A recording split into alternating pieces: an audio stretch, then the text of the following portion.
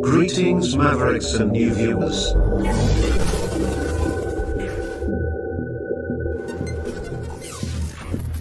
Tonight, direct and live from the Maverick News Network World Studios. This is Maverick News with Rick Walker.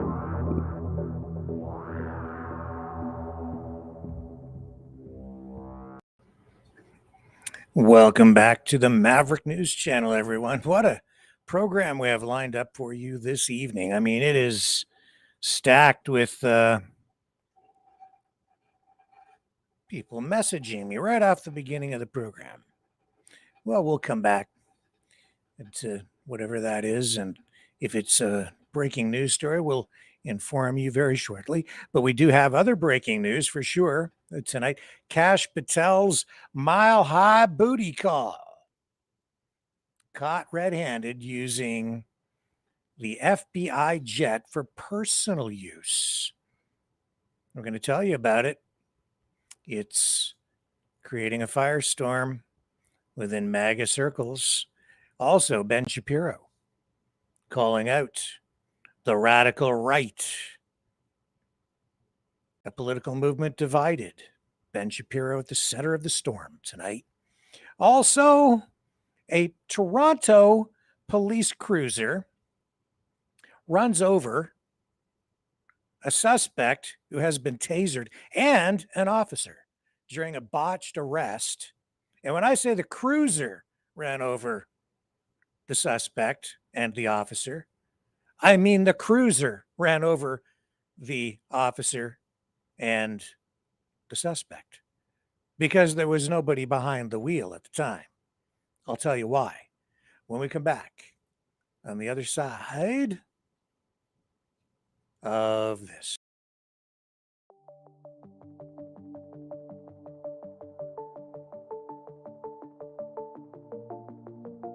Greetings, brave Mavericks. Our quest for truth continues. We go beyond fake news. Together we expose propaganda. Together we pull others out of rabbit holes. We are Maverick thinkers. We are all unique individuals, defenders of individual rights and freedoms, credible, trusted, grounded in reality. Maverick News, Maverick News. Defending free speech, free speech. Donate at freedomreporters.com. Do it now. Tomorrow may be too late. Maverick News. The world is watching.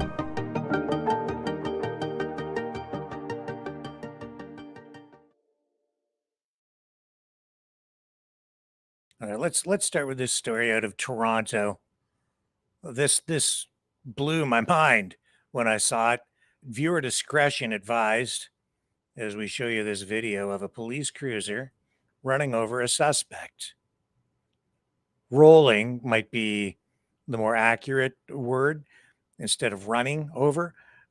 Police are saying they're reviewing what happened because there is this video. And we have two angles for you this evening of this, but it's circulating online and it shows these officers tasering a suspect. Then a police cruiser rolls over the suspect and an officer. Let's show you the video. And then I'm laughing, but it was a comedy of errors. And all I can say is, can you smell a lawsuit coming? I certainly can. Watch this.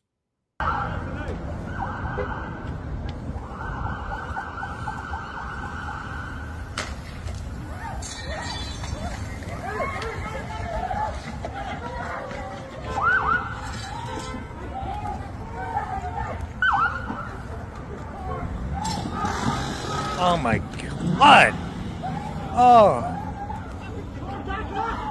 Yeah.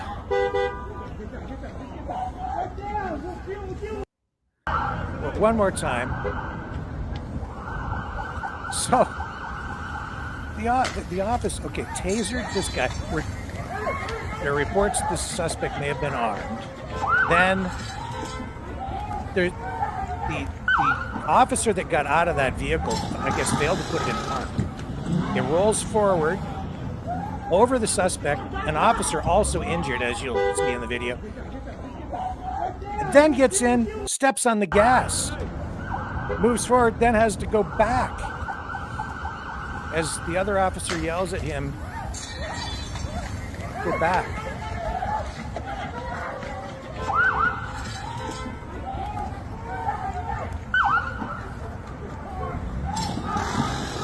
Oh.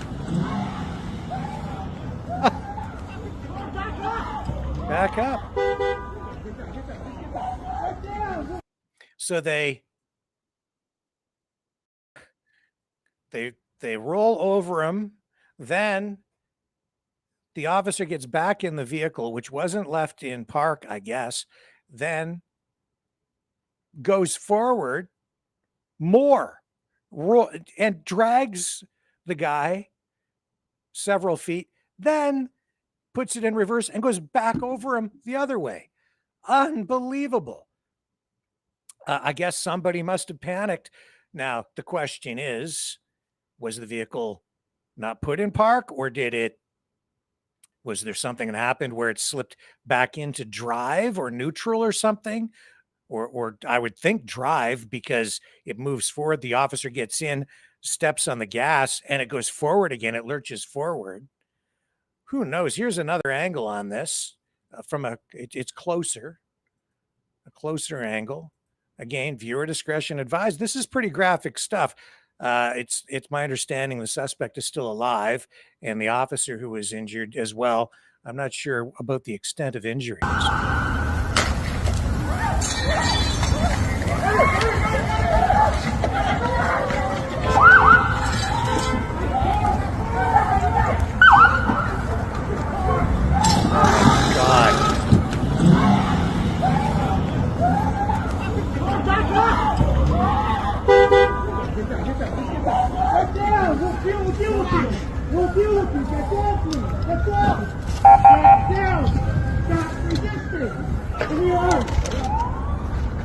That officer has an injured knee. But he's walking. The other guy, down. It looked like he was trying to get back up.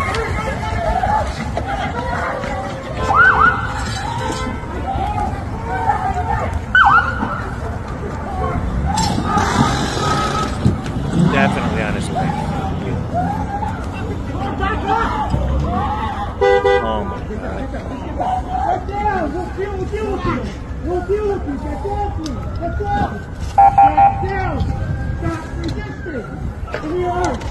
Still trying to get up after all that.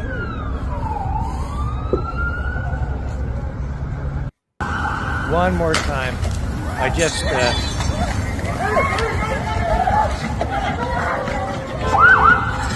there's nobody in the driver's seat. Officer gets in. Oh.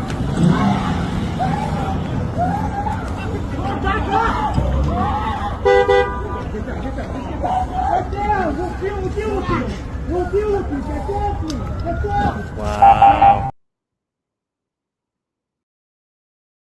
Is that excessive force or just incompetence? What is that? Have you ever seen anything like that? I'm going to check the chat, see if there are any comments on it.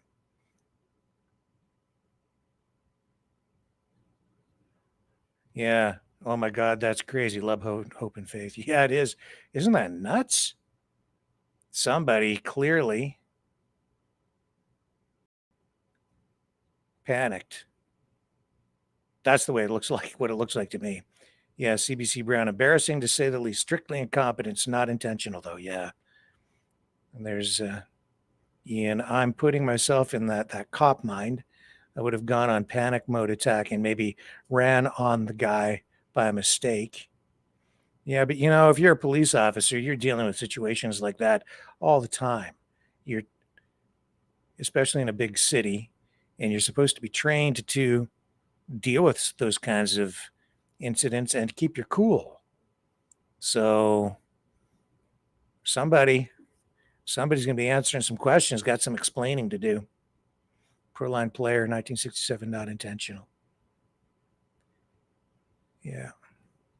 What a weird scenario. All right, let's move on to other news. Since we're talking about police matters, Kash Patel, FBI director, handpicked clearly for political reasons by Donald Trump.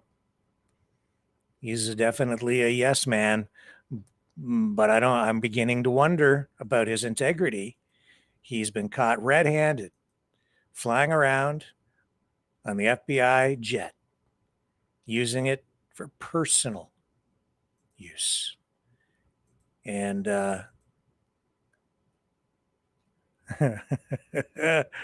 oh man, he may have used it to go see his girlfriend. Yeah. Here's the Daily Beast. This is the left, the media on the left, Dems, they're definitely picking up on this and using it as political ammunition, because this is extremely embarrassing. Oh, and it gets worse. Cash fumes at MAGA for not defending his $60 million FBI jet date. The FBI director is in the hot seat for reportedly joyriding on a government plane. Laura Esposito over at the Daily Beast reporting. Kash Patel is fuming at his allies for not rushing to his aid amid allegations that he's been using government planes to rendezvous with his girlfriend. The embattled FBI director has been under fire for a self-styled whistle after a self-styled whistleblower drew attention to his private jet use last week. Among the allegations, Patel jetted off on a $60 million plane to watch his girlfriend's concert and visit her city. Who is his girlfriend, by the way? He's 45 years old, blasted the baseless, he says they're baseless rumors, in a lengthy post on X yesterday, slamming supposed allies staying silent and defending his girlfriend, whom he referred to as a country music sensation. Who is his girlfriend? Who is this sensational girlfriend that he has? Who is it? I don't know. I just don't follow the social pages the way I should. Here's his post. It says, "I am proud of the work of this FBI. We're taking violent criminals off the streets in record numbers, crushing the fentanyl crisis, dismantling cartels, saving children, hunting down terrorists, and so much more. Let me be clear. While I'm not visiting my girlfriend," no, that's not what he says. "Let me be clear. We will not be distracted by baseless rumors or the noise from uninformed internet anarchists and the fake news. I've always said, criticize me all you want, but going after the people doing great work, my personal life, or those around me, is a total disgrace. The disgustingly baseless attacks against Alexis, a true patriot, and the woman I'm proud to call my partner in life, are beyond pathetic. She is a rock-solid conservative. Must be a good person then. And a country music sensation who has done more for this nation than most will in 10 lifetimes. I'm so blessed she's in my life.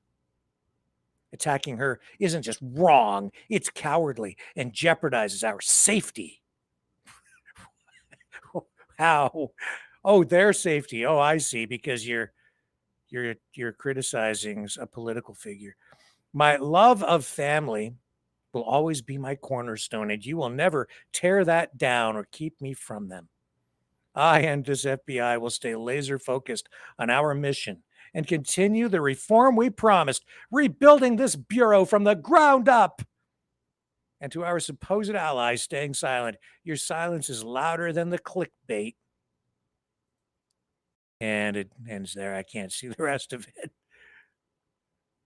What's it say here? I think it's transcribed down here. "Louder than the clickbait haters," he concluded, hey, I got some of those cash. I can lend you some if you like. Oh, my God. So yeah, there are public flight logs where they've been tracking, investigative journalists have been tracking the plane. They know where he's been. They know what he's been doing. Patel's date night was first spotted by Kyle Seraphin, a conservative former FBI agent turned FBI critical podcaster. Quote, we're in the middle of a government shutdown where they're not even going to pay all of the employees that work for the agency that this guy heads, says Seraphin on his Monday episode of the Kyle Seraphin Show. And this guy's jetting off to hang out with his girlfriend in Nashville on our dime. The piling allegations against Patel are laced with irony. Former FBI directors James Comey and Chris Wray both faced criticism for improper use of government planes for personal reasons, and Patel was a particularly vocal critic of Wray in 2022. Yes, he was. What goes around comes around, especially if you if you get caught with your hand in the cookie jar. In a 2023 Truth Social post, Patel dubbed Wray a government gangster and accused him of jetting off on taxpayer dollars while dodging accountability for the implosion of the FBI on his watch. There's the post. Government gangster Chris Wray lying to Congress and jetting off on out taxpayer dollars while dodging accountability for the implosion of the FBI. FBI director confesses he left August Senate hearing early to go on vacation. So that's Chris Wray. Now Kash Patel. Hypocrite. He's got caught doing exactly the same thing, maybe even worse. Maybe even worse. Kids. Oh, but we have more on this. We have more. Let's go over here. Right here. Here's I will say this about Alex Jones. If there are clicks to be had, money to be made, ratings to generate, loyalty, it will go out the window. This is a story that's getting traction. That's why he had Seraphin on his show. And here's how that went. Last night, after the party, and after the ass chewing, I guess, he turned around and flew up none other to Nashville, Tennessee, which is where the girlfriend lives. So the person that kicked off the scandal was that Kash Patel flew up to State College, watched his girlfriend sing the national anthem, and then followed her home or maybe transported her home to Nashville. So this started this whole story, which, again, the left has picked up. I'm on it because this is what I've been doing for years, literally 3 years of reporting on this. And now you've got him flying back right after getting his ass chewed by Trump. They blocked the transponder, so we couldn't track it on FlightAware, but there's other ways to do it, which I did. Oh, come on, Kyle, quit being such a spoiled sport. She's a country music sensation, you know. Turned around and he flew up to Nashville. So he's back hanging out with the girlfriend. I haven't seen him leave yet, but my sources tell me he's about to go on a trip to China.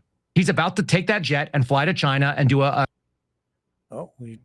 have no idea why you need to do if you're the FBI director and your job is like American law enforcement and also counterintelligence. That's right? Major news. Wow. I figured I'd just drop that on you for without warning. Isn't that crazy?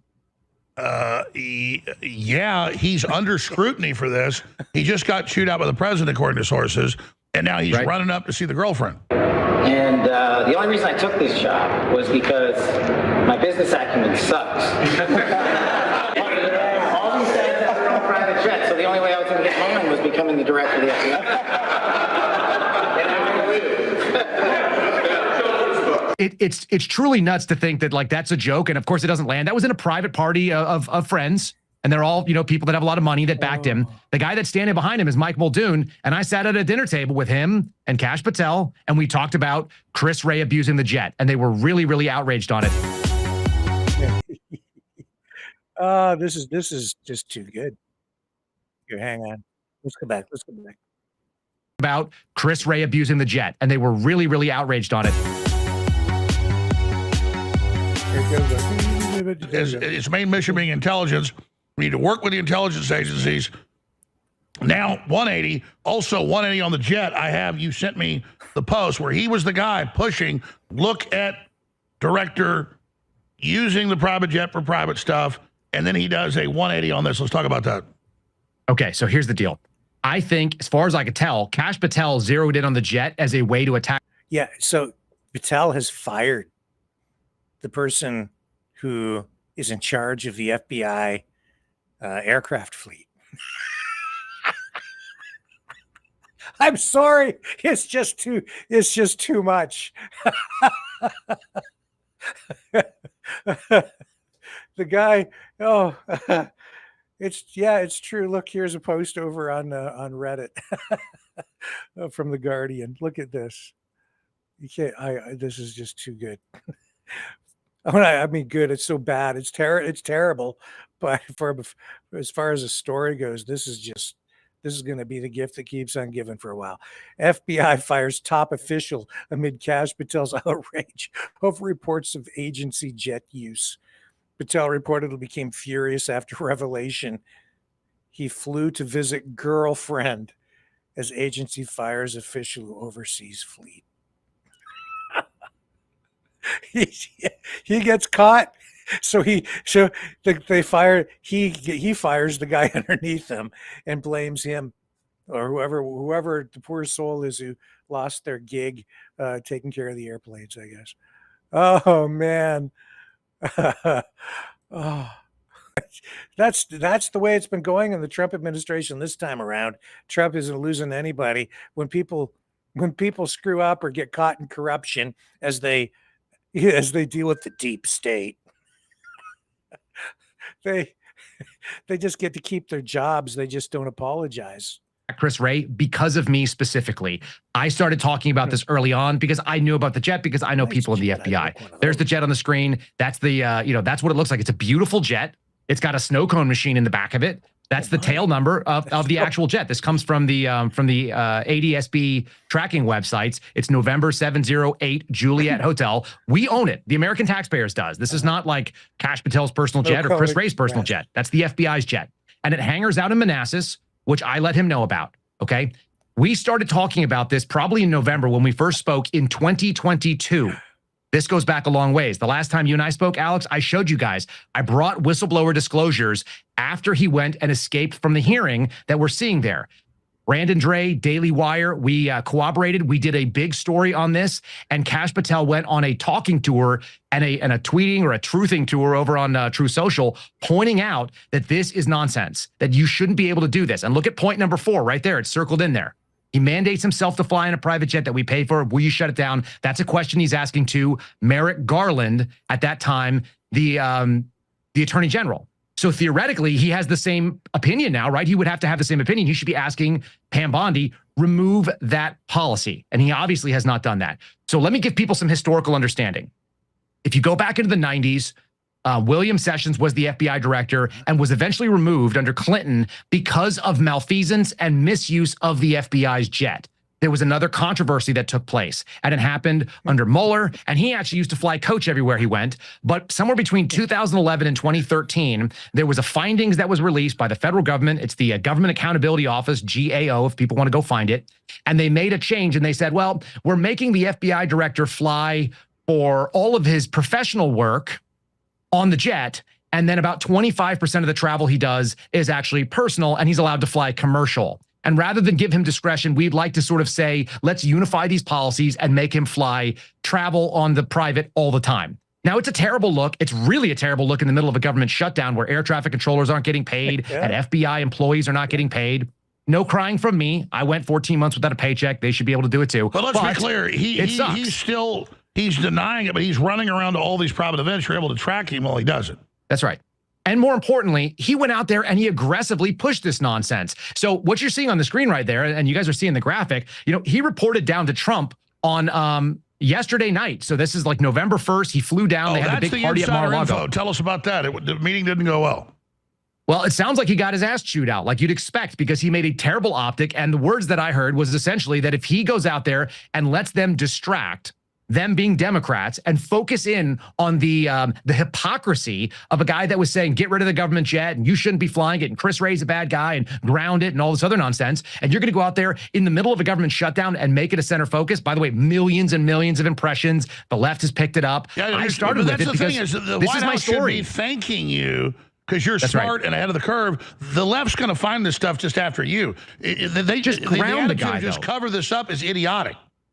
Okay, so here's two other pieces to that story. If you guys want to show the second graphic, the first one is that he went down to Mar-a-Lago last night after the party, and after the ass chewing, I guess he turned around and flew up none other to Nashville, Tennessee, which is where the girlfriend lives. So the person that kicked off the scandal was that Kash Patel flew up to State College, watched his girlfriend sing the national anthem, and then followed her home, or maybe transported her home to Nashville. So this started this whole story, which again, the left has picked up. I'm on it because this is what I've been doing for years, literally 3 years of reporting on this. And now you've got him flying back right after getting his ass chewed by Trump. They blocked the transponder, so we couldn't track it on FlightAware, but there's other ways to do it, which I did. And he turned around and he flew up to Nashville. So he's back hanging out with the girlfriend. I haven't seen him leave yet, but my sources tell me he's about to go on a trip to China. He's about to take that jet and fly to China and do an Asia tour, which I have no idea why you need to do if you're the FBI director and your job is like American law enforcement and also counterintelligence. That Yeah, look at the look on his face. I agree. What? Get out of town. And he does on the jet at taxpayer expense. But just remember, folks, only people of the highest integrity get chosen for those senior positions at the FBI. Here's Kash Patel talking about Chris Wray. I think this goes back. Well, I don't know. This is. We'll watch the clip. I'll comment after, just so I don't say anything incorrect, just so I don't get any detail wrong on this, because I haven't seen the thing in its entirety. Here we go. I'm laughing because it's just too rich. But it is worth also reminding our viewers, when it comes to the whole private jet thing that you mentioned, Elise, that in the past, Kash Patel has been pretty critical of someone else's private jet use. Take a listen to this. Chris Wray doesn't need a government-funded G5 jet to go to vacation. Maybe we ground that plane. $15,000 every time it takes off. Just a thought. Go take their money. Chris Wray doesn't need a private jet. We're not the guys running around on private jets. And somebody, maybe in Congress, should ask for how many flights on a private jet Director Comey took, or my predecessor Director Wray took, and how many personal trips they took.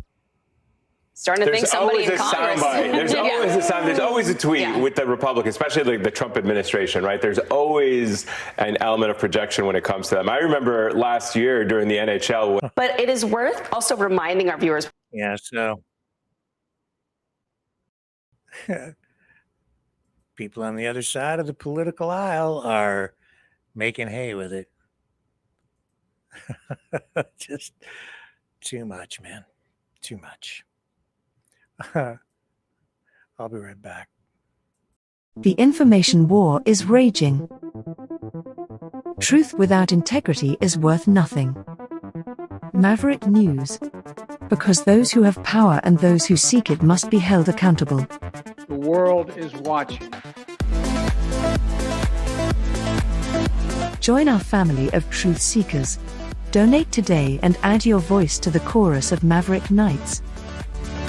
Donate at maverickdonations.com. Truth. Integrity. It's the Maverick way.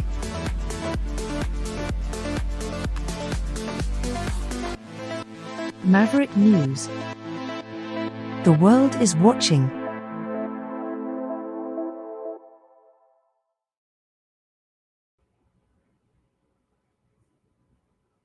It's a good thing they're cleaning out the deep state, going after all that corruption. It's a good thing Elon Musk started that whole Department of Getting Even. I mean, government efficiency. Are you waking up yet? Uh-huh. Oh, God. Where shall we turn next this evening? Here's the Secretary of War. New video out. This is all about Nigeria. The peace president, saying on 60 Minutes that he doesn't think they're going to invade Venezuela, but Venezuela's treated the United States very poorly, but they're not going to invade. No, he doesn't think so, even though he has, I don't know, a quarter of the U.S. Navy, enough firepower to, I don't know, incinerate all of Latin America. I don't know. It's obvious what's coming. I've been watching military analysts talk about it. Yeah. Fentanyl, drugs. Maybe look at the oil. Maybe look at what's going on in Nigeria too. Accusations of ethnic cleansing of Christians in that country. Some truth, some exaggeration, I expect. Difficult to get a real bead on the scale of the violence there with regard to how directed it is at Christians. But that's the focus of the over the weekend tweet, Truth Social post from Donald Trump. And now it's followed up by this produced video, I would say government propaganda video from Pete Hegseth, which makes me wonder, again, what exactly is coming? He says, well, here, I'll run it for you. I do believe in the church and state should be separated to ensure freedom for all, regardless of religion. You shouldn't have that's my personal view. Clearly, Pete Hegseth, Secretary of War, doesn't quite see it that way. This to me mixes politics, the military, and religion. Look at what he's doing here in this video. And this is directed at Muslims and the government in Nigeria and the issue there with regard to the accusations of Christian ethnic cleansing in that country. After Trump tweets on the weekend that if that violence directed at Christians doesn't stop, the United States will go in there, quote, guns ablazing. Those were the words used by the commander-in-chief. Our Father, who art in heaven, hallowed be thy name. Thy kingdom come, thy will be done, on earth as it is in heaven. Give us this day our daily bread, and forgive us. Okay, I'm not going to run all of it because I don't want a copyright strike on the music. You got the idea. So the whole video, I'll run the rest of the video. I'm going to bring the audio down.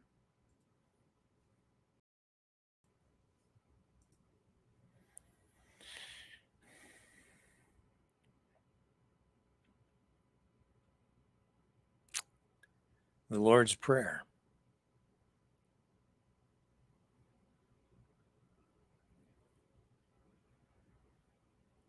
So, the Department of War. So they've changed the tag on the logo for the videos.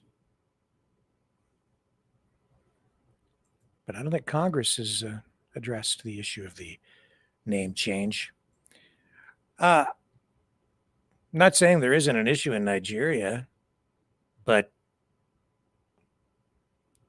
perspective is important.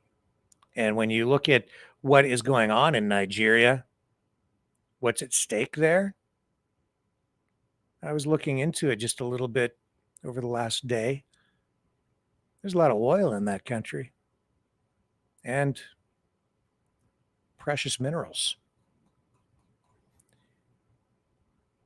And there's competition for those resources between Russia, China, United States, and some others.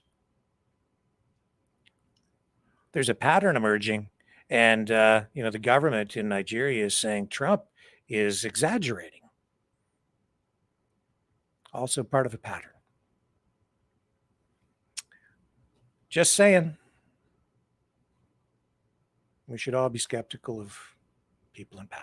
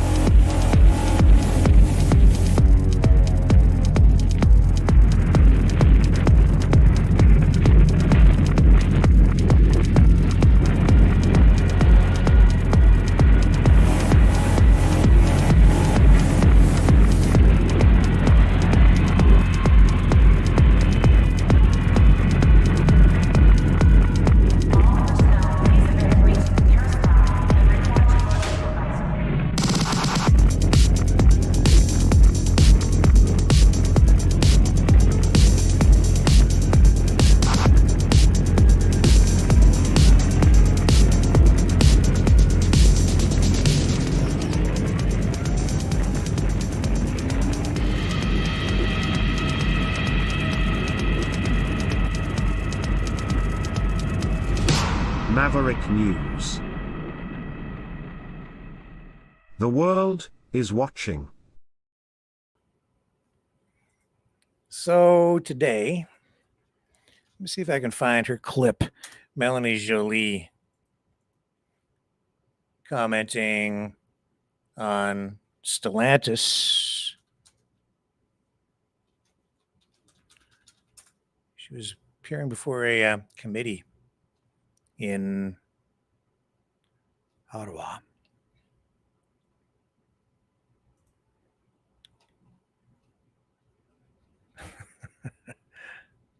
Let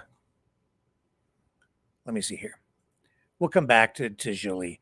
Let's go to Pierre Poilievre on this issue first. The government, she says, is going to take legal action against Stellantis for breaking its promises after announcing it's moving Jeep Compass production from its Canadian facility in Ontario to the U.S., all in response, partially, I guess, in response to tariffs. Now, Stellantis has said they are looking at bringing a different product to the factory, but I wouldn't hold my breath. So first, Poilievre, who actually, this is not totally fresh. I believe he posted this yesterday, just to be transparent about the immediacy of this. Here we are at the Chrysler Brampton assembly plant, more aptly named Stellantis. The Liberal government handed over 15 billion tax dollars and didn't get job guarantees, and so now the workers here risk losing their jobs after they got a robocall by Stellantis management saying this. I'm calling today because I want to share some important news that involves our plant. Our CEO, Antonio Pelosa, just announced the largest single investment in our company's 100-year history, $13 billion over the next 4 years to grow our business in the U.S. What does this mean for Brampton Assembly? As part of this announcement, we will be transitioning Jeep Compass production from Brampton to the U.S. We understand this is incredibly difficult news, and we want to acknowledge the impact it has on you, your families, and the entire Brampton team. Our leadership has plans for Brampton and will share them upon further discussions with the Canadian government. Canada remains an important market for Stellantis, and we are committed to working closely with all stakeholders to explore every possible path forward. For now, this means that those on layoff will remain on layoff. We recognize the uncertainty this brings and will be working closely with Unifor to develop a plan that supports you through this transition. We will continue to share updates as soon as more information becomes available. Thank you for your continued patience and resilience. So there's the news. Money moving to the U.S., $13 billion of investment going south of the border, while Canadians who subsidized this company with our tax dollars, through an incompetent Liberal government, see their workers losing their jobs. We have to stand up and fight back for the Canadian workers and the Canadian taxpayers.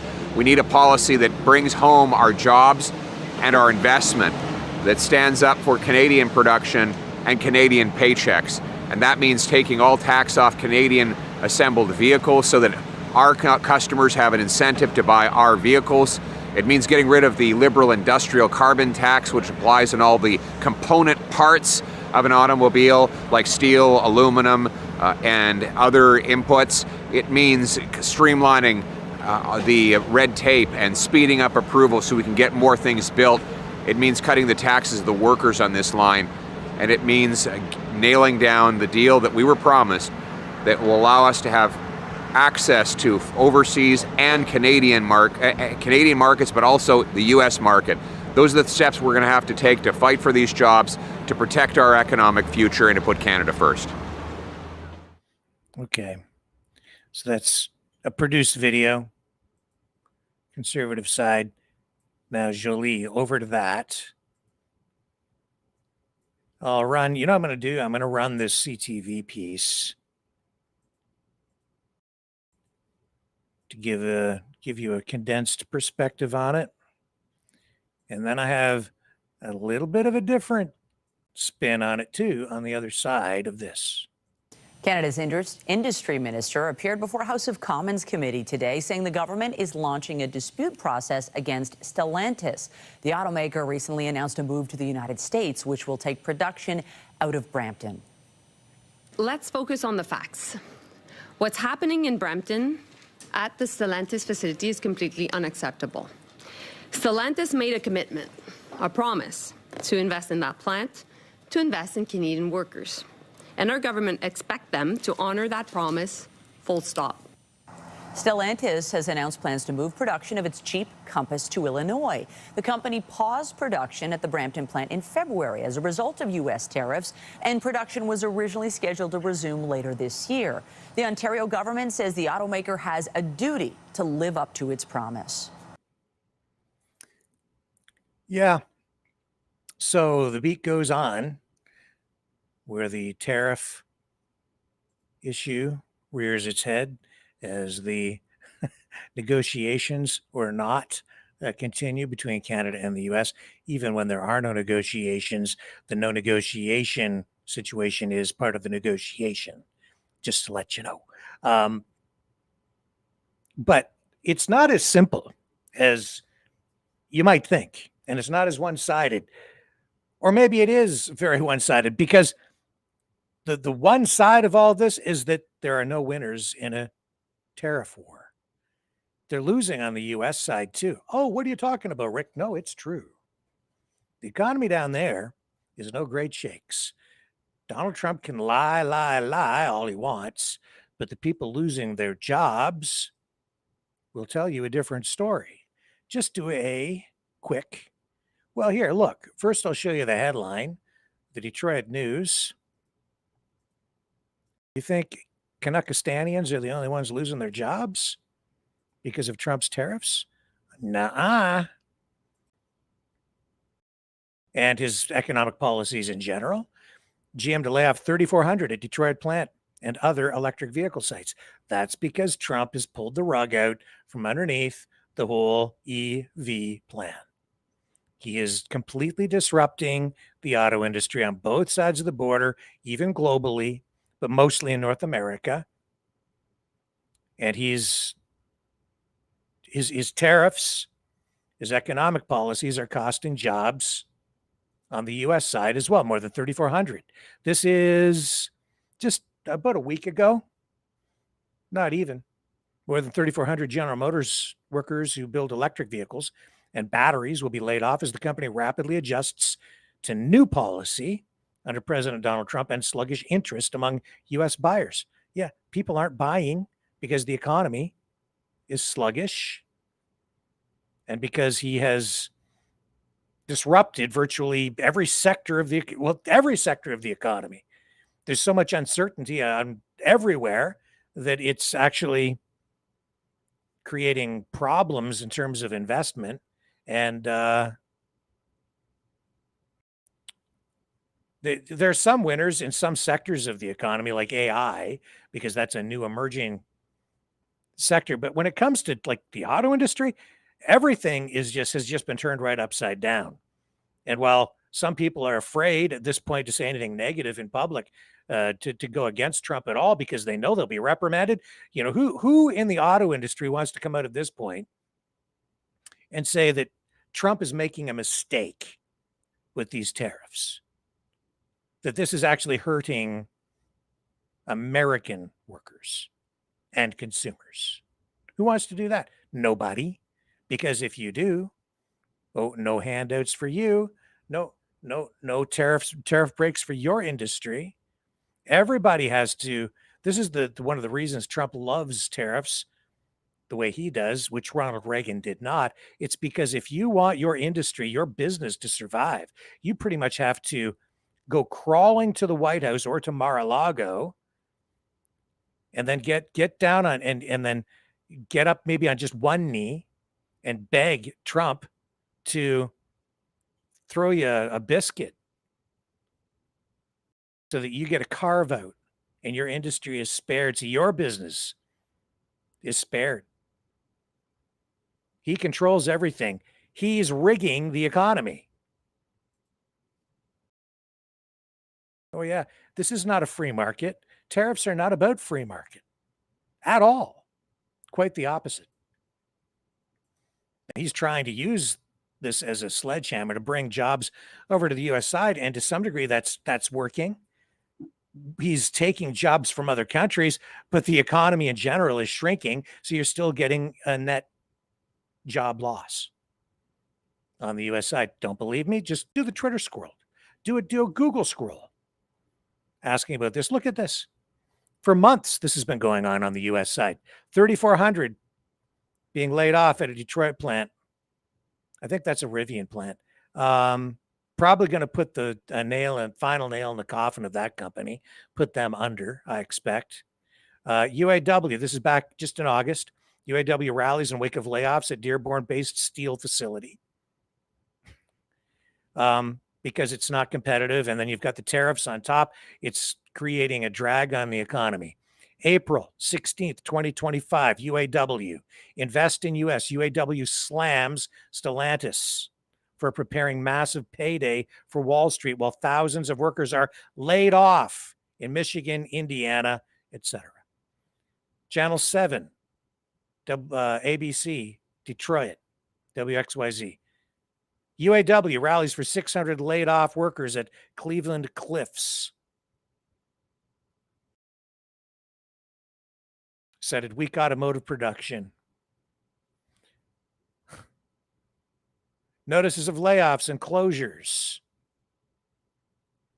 Reuters, Stellantis to temporary layoff 900 workers as tariffs bite. April 3rd. Auto dealers, UAW local leaders brace for layoffs amid tariffs. 7 months ago. UAW local leaders call out Stellantis over layoffs, November 20th. Stellantis is to blame for roughly 4,000 layoffs this fall, not poor market conditions. CBS reporting back in November of last year. It wasn't good even then. That's as Trump's coming in, right? So UAW local leaders call out Stellantis over layoffs in Michigan. Yeah, that was 11 months ago. So it wasn't good then. It's worse now. Tariffs making it worse. And you can see that all of this is going on. Now, I know, too, that the UAW has been posting on social media talking about this issue, but it's not getting much play in the media because they're not really well, all that's going on, and they're telling their workers that this is a major concern and they're trying to deal with it. You can go find it on their Facebook page. I have. But while they're doing that, you get the head of the UAW going over there telling Trump that he loves what he's doing because that's what you have to do. You have to kiss the ring. And if you don't, you're in deep crap. That's the way this administration works. It's not about truth. It's about a manufactured reality. That's why he fires people who are in charge of putting out jobs numbers if the numbers they put out aren't favorable to the administration. That's right. So the message is, if you have a job like that where you're in charge of statistics, you better make sure you cook those stats to statistics. You have to cook the stats to make sure they say what Trump wants them to say, which is that they're $30 trillion in new investments to the U.S. economy because of all these great deals that are being made. I don't know what the truth is anymore, because you can't trust government stats. You can't get it all coming out of the U.S. I can't trust anything coming out of his mouth. I do believe, however, that Kash Patel was flying around on the jet using it for personal use. That's my personal opinion. However, we'll see if it goes to court.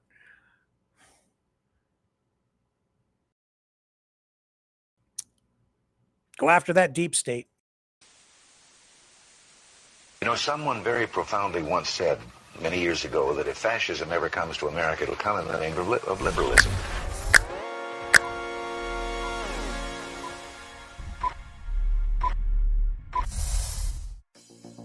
Well, I think it's time we ask ourselves if we still know the freedoms that were intended for us by the Founding Fathers. If we lose freedom here, there's no place to escape to. This is the last stand on Earth. The entire world is watching. Every dictator, every crazy dictator in the world is watching.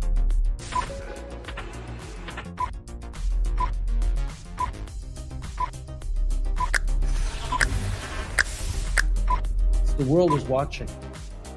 On TV, the entire world is watching. On social media.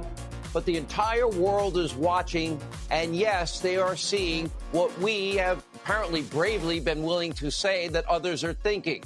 Stand for freedom. Literally stand for freedom. Let's get this done. The entire world is watching. We're at war with the most dangerous enemy that has ever faced mankind in his long climb from the swamp to the stars. Maverick News. Maverick News. Maverick News. Let me have more control of my own destiny. The world is watching.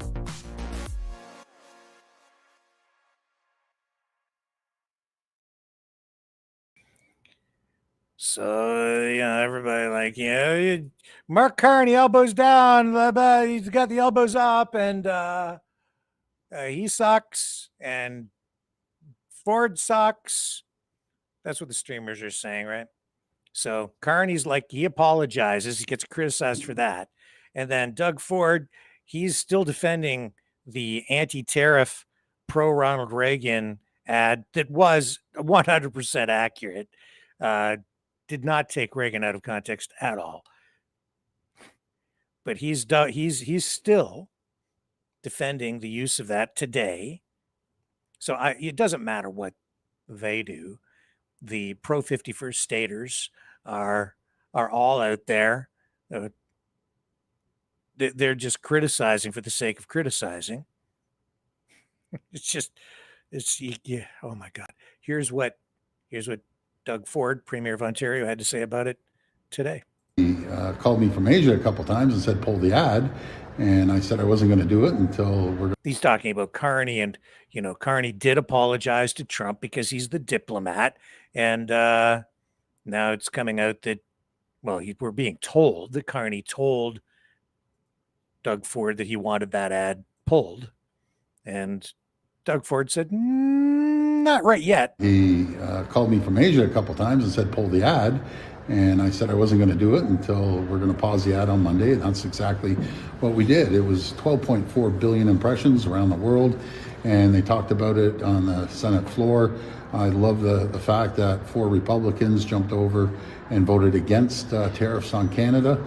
So they were very effective, and they ended up rejuvenating the talks with the Democrats and Republicans down in the U.S. that a tariff on Canada is a tax on American people. No, he wasn't angry at all. I fully understand the position he's in. He's trying to talk to the president, but the president was going to give us a terrible deal, like they gave UK a terrible deal, gave Japan even a worse deal, in my opinion. And we weren't going to go down that rabbit hole of getting a terrible deal. I always say no deal is better than a bad deal. Donald Trump's trying to destroy our province, destroy our country, steal manufacturing jobs and auto sector jobs, steel jobs, aluminum jobs, the list keeps going on. I'll never apologize to President Trump, and I'm going to continue fighting for the people of Ontario and the people of Canada. I don't speak for the Prime Minister, I speak as the Premier of Ontario, and I'll never apologize to Donald Trump, ever. They put me on a stretching rack, I wouldn't apologize. Does the apology show weakness? No, it doesn't. That's, something the Prime Minister is doing the best he can for the country. He has the best interests of the country at heart, and he's trying to work with 13 different premiers across the board. We look forward to sitting down at an FMM conference, and we'll have a further discussion when all the premiers come together. Canadian Press providing that edited clip from today's Scrum with Doug Ford. Tomorrow's budget day in Canada. Yeah, finally going to get a budget out of the Liberal government. Long overdue. So, of course, today, House of Commons question period. Pierre Poilievre, leader of the Conservatives. Right off the top, what's the subject du jour? The economy, kitchen table issue. Little of this role as we prepare for tomorrow's budget coverage. Of the opposition. There may. So tomorrow will be the 10th costly Liberal budget to be tabled over a decade that has skyrocketed the cost of living for Canadians. The PM is once again asking for sacrifices for Canadians who are paying too much. For the Conservatives, it's simple. If the budget brings down the cost of living, we'll vote for it. But if the budget just further increases the cost of living, we're going to vote against it. Instead of causing a costly election for a costly budget, why not table an affordable budget for an affordable life? The Honourable Government House Leader. Mr. Speaker, obviously we're listening to the members of the opposition, and good news, Mr. Speaker. I think I've just learned that the opposition leader will order all of his colleagues to vote for the budget because, yes, it will be an affordable budget, and yes, it will build Canada, and yes, the budget will make Canadians very proud. So we welcome the support of the Conservative Party and the Leader of the Opposition. Honourable Leader of the Opposition. Mr. Speaker, for 10 years now, the Liberals have been making the same promises. The Finance Minister was the Minister of Industry previously, and he gave us the greatest drop in investment in Canada after promising that they would promote investment. And what happened? It doubled the debt, doubled lineups at food banks, and doubled the cost of housing. So instead of forcing Canadians to make more sacrifices and triggering a costly election on a costly budget, why not table an affordable budget for an affordable life? The Honourable Government House Leader. Mr. Speaker, it will be an affordable budget for an affordable life, and not only that, it will be one that opens the door wide to opportunities for Canadians and young Canadians across our country. People in the trades, for Canadian softwood and steel and aluminum. We are going to build this beautiful big country affordably and do something, Mr. Speaker, that will be historical by building a better Canada. The Honourable Leader of the Opposition. Mr. Speaker, tomorrow will be the 10th costly Liberal budget after they doubled housing costs, doubled food bank lineups, and doubled the national debt. Now they're making exactly the same costly promises. And the Prime Minister says Canadians who can't afford to eat, heat, or house themselves need to make more, quote, sacrifices. The choice for us is simple. If a budget brings down the cost of living, we'll support it. If it brings up the cost of living, just like every other Liberal budget, we will vote no. So instead of trying to provoke a costly election on a costly budget, why not an affordable budget for an affordable life? The Honourable Government House Leader. Well, Mr. Speaker, you know, obviously we've listened attentively to what the opposition have to say, and I think I just heard good news. The Leader of the Opposition saying that he's going to order his troops and himself, and they'll walk in here and support this great, affordable, liberal budget that's coming down tomorrow, a budget that brings down taxes for Canadians, a budget that brings down taxes and GST for first-time homebuyers, a budget that makes life more affordable and creates opportunities for young people all over this country, a generational budget, and a budget that I know will be glad to have the support of the Leader of the Opposition. The Honourable Leader of the Opposition. Mr. Speaker, they've been making those promises for the last 9 Liberal budgets, which doubled housing costs and drove 2.2 million people to the food bank because of higher grocery prices. So if he wants to take ideas for an affordable budget, an affordable life, here's one. There's the Liberal industrial carbon tax, which applies to the steel, cement, and other inputs to build homes. And it applies to the farmers and their fertilizer and equipment. So will the Prime Minister, instead of provoking an unnecessary election, get rid of the industrial carbon tax so we can bring down food and housing costs? The Honourable Government House Leader. Well, Mr. Speaker, it was going so well up till now. We still have hope, though, that this Leader of the Opposition won't want to send Canadians, including our great farmers, to the polls over the Christmas season. The Leader continues to bring up these imaginary taxes. We'd be happy to explain to him once again that farmers in this country are mostly exempt from any of those industrial carbon taxes, Mr. Speaker. The budget will be affordable. The budget will be great. The budget will build this country and build opportunities for farmers, for young people, and all Canadians. The Honourable Leader of the Opposition. Mr. Speaker, he's got to get his story straight. First, he started his answer by saying there is no industrial carbon tax, and then he finished it by saying the industrial carbon tax is great and doesn't cost anybody any money. He's got to decide which it is. Here's how it works for a Prime Minister who doesn't understand that Canadians need steel. The industrial carbon tax on steel, cement, plastic, and other inputs raises the cost of building homes. The tax on farm equipment and fertilizer raises the cost of food. So if they want an affordable budget for an affordable life, why not scrap this industrial carbon tax on food and homes? The Honourable Secretary of State for Financial Institutions. Mr. Speaker, earlier this year, Canadians elected a new government with a strong mandate to build the strongest economy in G7. Tomorrow, we will table a generational budget, Mr. Speaker. We will invest less in government operations so we can invest more in Canada. We will build Canada. We will invest in Canadians. We will invest across this country from coast to coast to coast and build the strongest economy in the G7. It's time for the Leader and his party to stop the rhetoric. Join us. Support this budget. Thank you, Mr. Speaker. The Honourable Leader of the Opposition.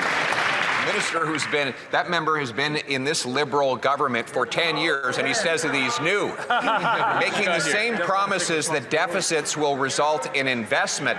Well, the last time the current finance minister promised that, what we saw is that investment dropped more than at any time in Canadian history, more than any other G7 country. But you know what went up? The cost of housing doubled. Food went up, doubling the number of people in food bank lineups, and they doubled the national debt. So why not an affordable budget for an affordable life by getting rid of the industrial carbon tax on food and homes for a change? The Honourable Secretary of State for Financial Institutions. Mr. Speaker, you can't make this up. That member's been in this House for 20 years. He's sat in opposition now for 10 years and has not supported one affordability measure this government has put forward. Mr. Speaker, we have cut taxes for 22 million Canadians. We have cut the tax for first-time homebuyers. We are moving forward, Mr. Speaker, for automatic federal benefits, getting benefits of 5.5 million Canadians. They do nothing but vote against affordability measures. He's been in this this House for 20 years. He has produced nothing. Thank you, Mr. Speaker. The honourable member for Saint Jean. Okay, enough. We will get more tomorrow. They're just going back and forth. We're not going to get anywhere with this tonight. We'll get more on this tomorrow. Will there be an election as a result of this? As you know, as we've told everybody repeatedly, if the budget is defeated, if it doesn't pass, it could result in it could then become an issue of confidence in the House, and the government could fall, could trigger another election. Will that happen? I doubt it. But of course, there's a lot of drama that swirls around that, all of which is used for political purposes, including fundraising. I'll be right back. Well, we try to generate a little revenue here to stay on the air, but that's up to you, because you guys are the ones who really do support us. And for those of you, and a couple of you in particular, in the last few days who have donated, and I haven't responded by email to say thank you yet, but we did get a couple of donations, and I'm so incredibly grateful, because it makes all the difference. And thank you. Thank you, thank you, thank you. Stoic teacher. I will be right back.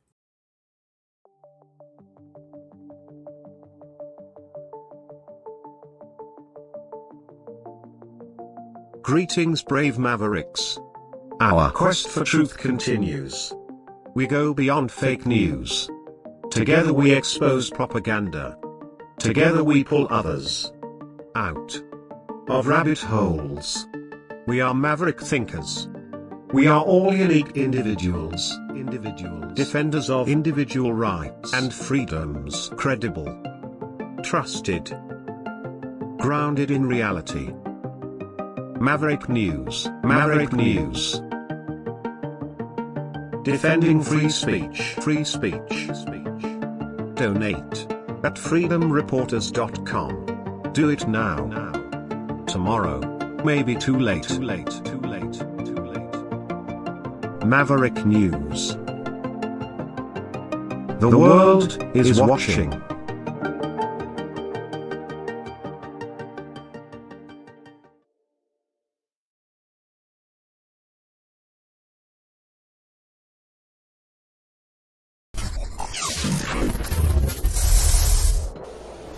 The sharing of biased and false news has become all too common on social media. More alarmingly, some media outlets simply aren't true without checking facts first. Unfortunately, some members of the media use their platforms to push their own personal bias and agenda to control exactly what people think, and this is extremely dangerous to our democracy. In an ocean of lies a century deep, the truth awaits. Choose not the red pill. Choose not the blue pill. For both are an illusion. Discover the power of M. The power of individuality. We are mavericks. We are the way to the light. Fear not the storm. Join our quest for truth. Truth will set you free. Maverick News. The world is watching. Okay. I'm not going to talk about that tonight. You know what I'm talking about. I'm just not going to. I don't want to. Don't make me do it. If you really want to know, you tell me in the chat and I'll do it for you. But I don't want to talk about it tonight. There was something that happened out there that some of you may be aware of, but I don't want to talk about it if I can avoid it. Who wants to hear about it? You tell me in the chat. Right now, though, we're going to pivot over and do our Truth Social scroll. Our Donald Trump Truth Social scroll, because right off the top, we get this. Trump posting about tomorrow's big election day, and the one he's focused on in particular is the mayoral race in New York City. He says here in this post, if communist candidate Zoran Mamdani wins the election for mayor of New York City, it is highly unlikely that I will be contributing federal funds other than the very minimum as required to my beloved first home, because of the fact that as a communist, this once great city has zero chance of success or even survival. It can only get worse with a communist at the helm, and I don't want to send, as president, good money after bad. It is my obligation to run the nation, and it is my strong conviction that New York City will be a complete and total economic and social disaster should Mamdani win. His principles have been tested for over 1,000 years, and never once have they been successful. I would much rather see a Democrat who has had a record of success win than a communist with no experience and a record of complete and total failure. He was nothing as an assemblyman, ranked at the bottom of the class, and as a mayor of potentially, again, the greatest city in the world, he has no chance to bring it back to its former glory.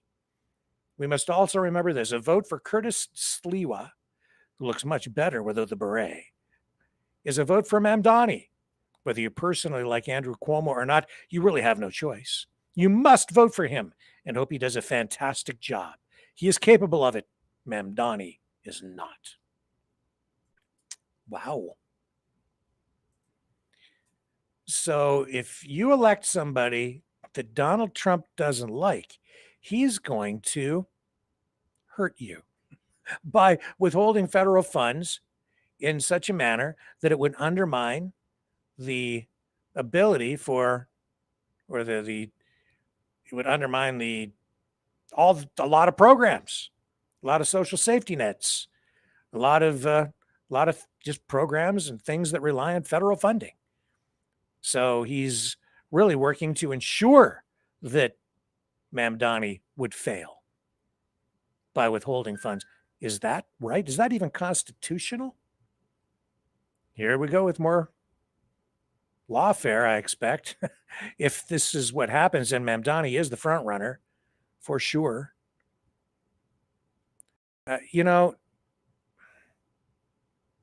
When you editorializing, when you are elected to public office and you take that office, it's your job to be the president or the prime minister or the mayor or a councilor for all of your constituents, all of your citizens. Trump's job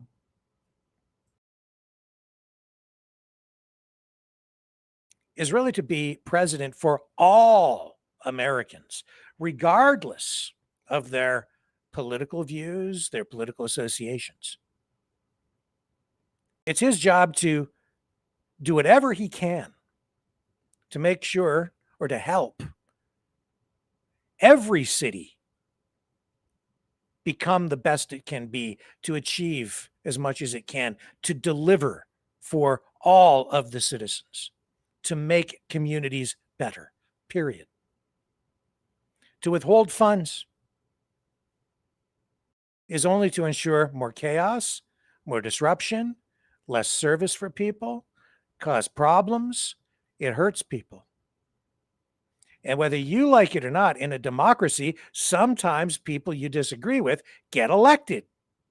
And in a democracy, you just have to deal with that. That means sometimes you have to compromise. You have to work with people across the aisle. You have to work with people that sometimes you don't like. Maybe you don't like their policies. Maybe you don't like what the city council does, what they enact. But it's their right to do that if they get elected, because the people have spoken. And tomorrow, if New Yorkers elect Mamdani, then that is the will of the people. And whether Donald Trump likes that or not, he should honor that. And if they want to go in that direction, then he should say, well, that's not what I would have chosen. That's not what I'm in favor of. These are not policies I advocate for. And I'm going to speak out against it, but I'm not going to hurt the people of New York by withholding funds or taking actions that might hurt people, by undermining the integrity and operability of any program that is legally and democratically put into place. That is dysfunctional. That's petty. That doesn't serve the people. And that is Donald Trump not doing his job. Quite the contrary. But that is the way he's operating. That's not just domestically, but that's also the approach he is taking to things geopolitically, internationally. That's the way he's treating Canada right now. I don't like what the government does up there. Therefore, I'm not going to trade with them. I'm going to hurt them economically. I'm going to hurt the people. I'm going to make the people angry. This is the strategy. You make the people angry because they suffer economically. And if they suffer economically because of what you do, but then you use your political influence and your propaganda and your social media influencers, many of whom are paid to convince people that it's not your fault, but it's the fault of your political foes, say in this case, Mamdani or Carney or whomever, or a leader in Venezuela or Nigeria or wherever it is you want to invade. You get the people to rise up against their own government. And then your hands are clean. You say, well, it wasn't me. Mamdani. Tonight, final rally. And, I think he's going to win. And you know why? Because Mamdani has out-campaigned Cuomo by far. I'm not taking sides in this at all. I'm just giving you some analysis. I've seen multiple rallies broadcast through social media, YouTube, Twitter, live streams from the Mamdani campaign. He has a massive team. He's mobilized people. They've been out knocking on doors and making the most of social media. And I've seen very little from Cuomo. He's riding on his name. He's using old style campaign tactics. It's not resonating. And even with Donald Trump's endorsement, I don't think it's going to help him enough. I think Mamdani's going to win. And I'm no huge fan of Cuomo anyway, especially after the way he handled the pandemic. Isn't that interesting? Donald Trump endorsing a candidate for mayor who, as governor of New York, put COVID patients into nursing homes. Even I, as a layman, know that's a no-no. If you have a nursing home, you don't take people who get the flu, even just the flu, and put them into a nursing home alongside elderly people. Because if an elderly person gets even the flu, the regular flu, they can die. You don't do that. I know that not just as a layman, but as a journalist, because I've covered flu outbreaks for many years. Or if they get a flu outbreak at a nursing home, if there are concerns about flu, they will lock a nursing home down, not to isolate, the well, but to keep virus, like to protect the vulnerable right there. And they isolate people who are ill. They don't let sick people come into a nursing home. That's a proper approach. It's not to say that everybody has to stay home. You just don't go into that home if you're sick. And you don't intentionally put sick people. But that's what Cuomo did. You want to vote for that guy? And do you remember? Maybe I'll find this just on the fly. Let me see if I can find it. Do you remember the video that Andrew and Chris Cuomo did together about getting tested?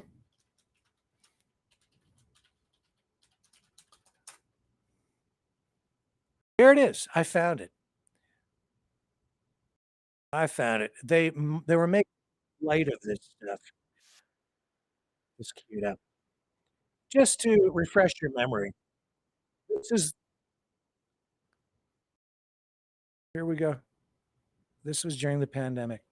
I watched this and I was appalled, actually. It got me upset. You had video come out before we go to break where you wanted to encourage people to get tested, and some people are afraid it's going to hurt. So you had video of it that I want to show the audience of you actually getting tested. Here it is. There's you. You were kind of funny, and they were testing you. Now, a few questions about this process. First of all, is it true that when you were having the test administered, you inhaled and the doctor's finger went all the way up your nose and got stuck and had to be released with a tool? Is that true? Just to deal with the record. She wanted to comment that I have a little button nose, and she was afraid that the swab would actually hurt because it extended my nasal cavity. The proboscis she was issue. Speaking about the delicacy of the nose. Yes. And that's what, you know what, I understand. This is the normal swab I'm holding up here now, and for everybody at home. A very valuable object. There's only one company in the entire country that makes these up in Maine. All right, here's the swab. Is it true that this was the swab that the nurse was actually using on you, and that at first it went into your nose and disappeared, so that in scale, this was the actual swab that was being used to fit up that double-barrel shotgun that you have mounted on the front of your pretty face?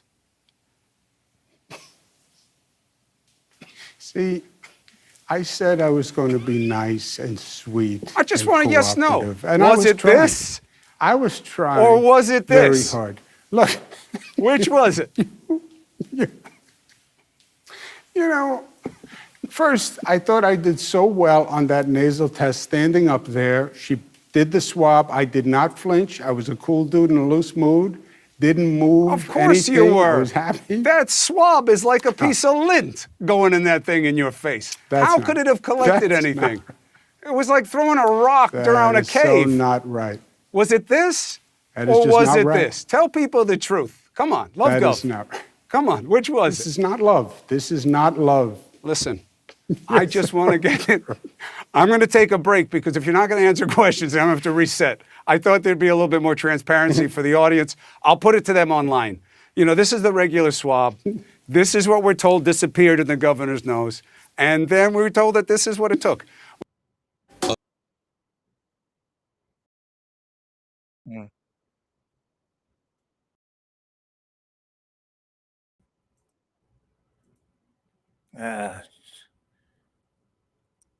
See, I'm not laughing because I remember what was going on in our country and Canada and the United States at the time. I remember what Cuomo had done with the nursing homes and the number of people that died there. And then Trump comes out with this. I'll show you again. And I'm no communist. I'm not. I am not. But I'm also not a paranoid freakazoid.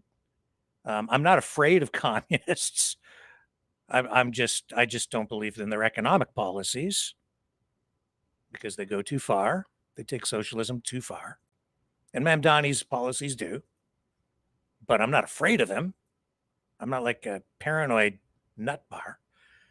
I'm not a McCarthyite, for crying out loud. Mayor of New York City, like blah, blah, blah. The communist candidate, Zoran Mamdani. Chill, dude. Chill. Father of the vaccine. Mr. Operation Warp Speed. Throw caution to the wind. Just get it out there and inject it into people. Who needs to test it? Let's cut some corners. Oh, Rick, you're such a liberal. Why are you criticizing Donald? Because, man, all of our troubles, all of it all circles right back to that guy. Operation Warp Speed. Why do you think I didn't get the jab? You want to stick something in my body? You make sure it's freaking tested thoroughly. Unless I'm on my deathbed and I want to try something experimental, which would then be my choice. But if I ain't dying, I don't want to stick something in my body that isn't thoroughly tested. Simple as that. Donald Trump, he just wanted to be seen as a hero or something. He just wanted that out there.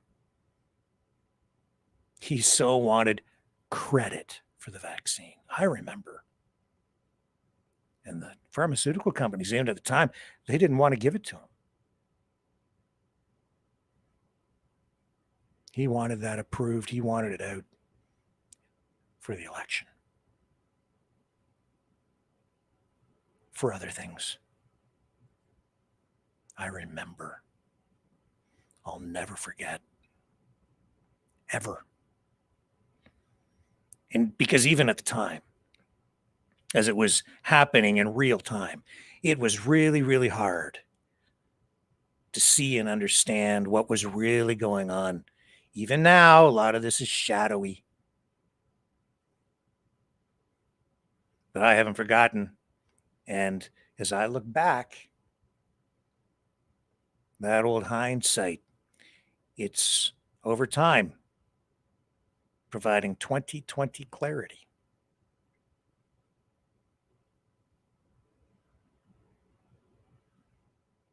I remember McCarthyism too.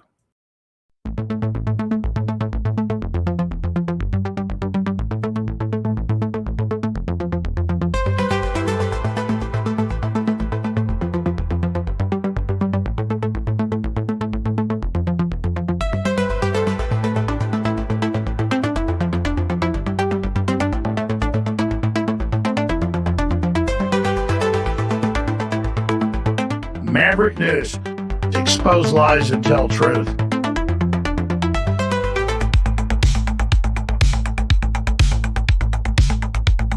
The world is watching.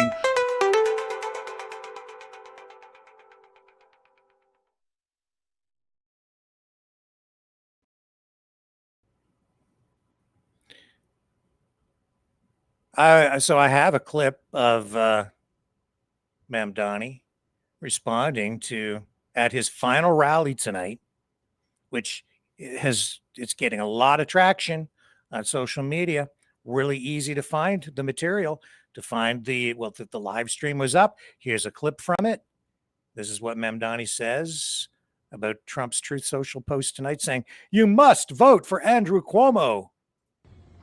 Donald Trump just put out a statement encouraging New Yorkers, saying they must vote for Andrew Cuomo. We know and have known for months that Donald Trump would favor Andrew Cuomo as the mayor. They share the same donors. They share the same small vision. They share the same sense of impunity. And yet in these final days, what was rumored, what was feared has become naked and unabashed. The MAGA movement's embrace of Andrew Cuomo is reflective of Donald Trump's understanding that this would be the best mayor for him. Not the best mayor for New York City, not the best mayor for New Yorkers, but the best mayor for Donald Trump as his administration. Best for Donald Trump. Yeah. I hadn't even heard that clip. I knew it was there. Wasn't sure exactly what he was going to say, but he's right. Trump should be acting in the best interests of all Americans, including all New Yorkers, not just the people who align with him politically. Not once you're elected.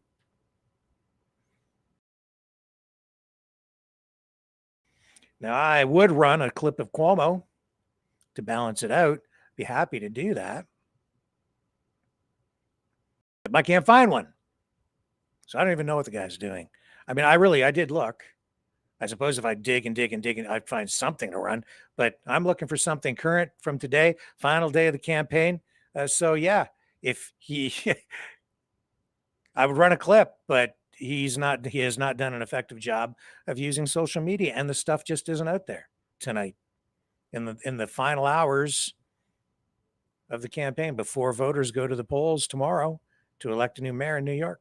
Big election day in the US of A. We'll bring you the highlights of that tomorrow, along with the budget stuff.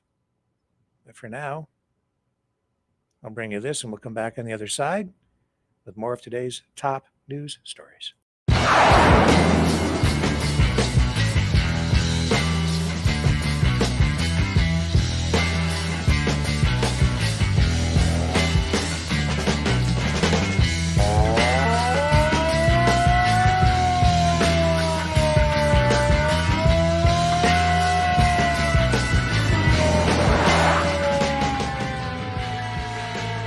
Maverick News. Fighting for freedom. All right, let's go back to the Truth Social scroll, shall we? Oh, let's see what else Donald Trump was posting tonight.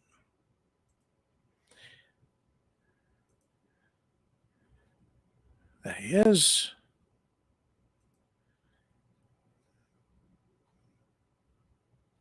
I don't think this is actually from his account. Oh, look at that. Oh, that's intelligent. But as intelligent as the Ted Nugent feces soup, brain soup thing last night, which I don't know how juvenile, but whatever. I'm actually, all that stuff is wearing very thin on me. I know some people think it's just funny and hilarious, and they love the the crudeness and the the unfiltered nature of the comments that Trump and has been known to make, and he's given license to others to just be crude and unfiltered. But it's beyond wearing thin with me. I'm tired of it.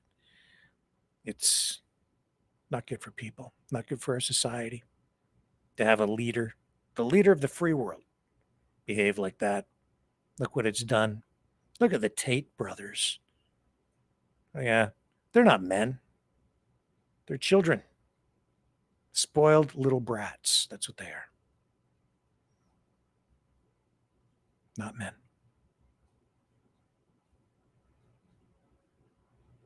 Let's go back. Where's Trump? Give me the Trump scroll. Here we go. So there's that one. Virginia, New Jersey, vote Republican. If you want massive energy cost and crime reductions. Okay. Why would anyone, he says, vote for New Jersey and Virginia gubernatorial candidates Mike Sherrill and Abigail Spanberger when they want transgender for everybody, men playing in women's sports, high crime, and the most expensive energy prices almost anywhere in the world? Vote Republican for massive energy cost reductions, large-scale tax cuts, and basic common sense.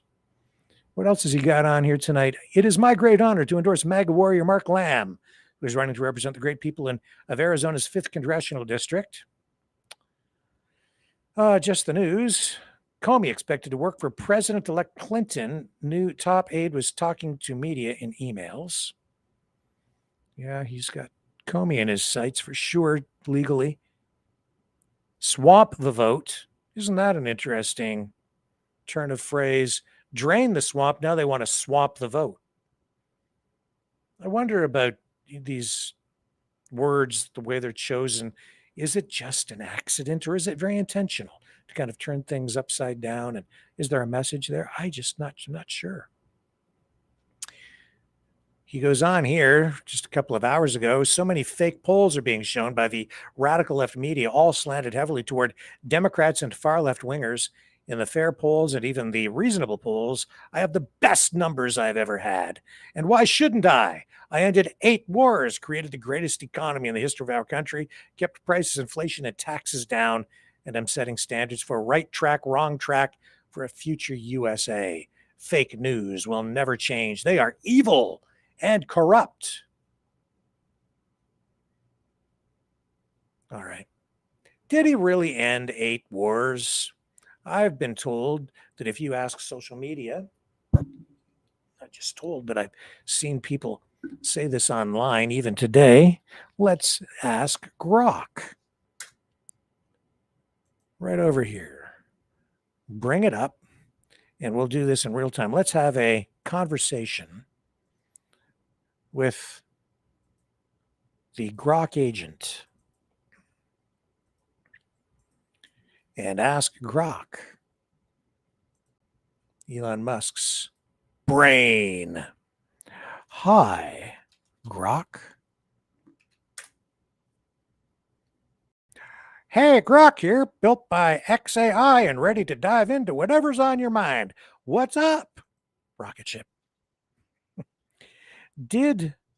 Has Trump really ended 8 wars, as he claims tonight on Truth Social again? Trump's claim on ending 8 wars. Yes, President Trump did repeat his claim tonight on Truth Social, as reflected in posts on X. Users reposting or quoting his message. In it, he stated, "I ended 8 wars, created the greatest economy in the history of our country." This is part of a recurring talking point he's made since at least August 2025, often framing himself as a historic peacemaker who has ended multiple global conflicts in his second term.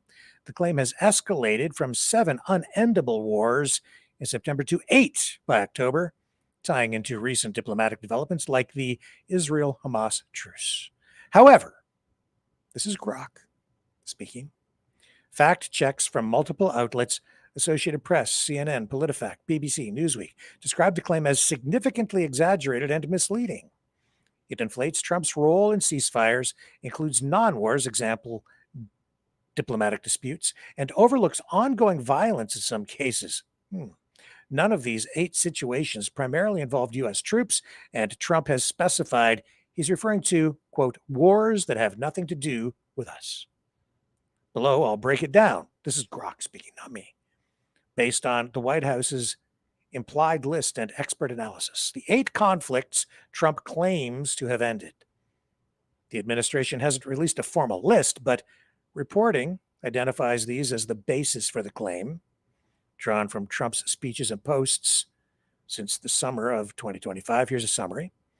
Israel, Hamas, Gaza. Trump's claim that he brokered a truce and hostage exchange in October 2025, calling it the 8th war ended.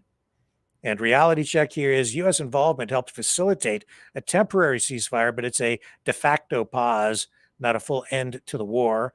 Hostilities could resume. Experts call it a step toward peace, but not resolution. And in fact, they are still dropping bombs.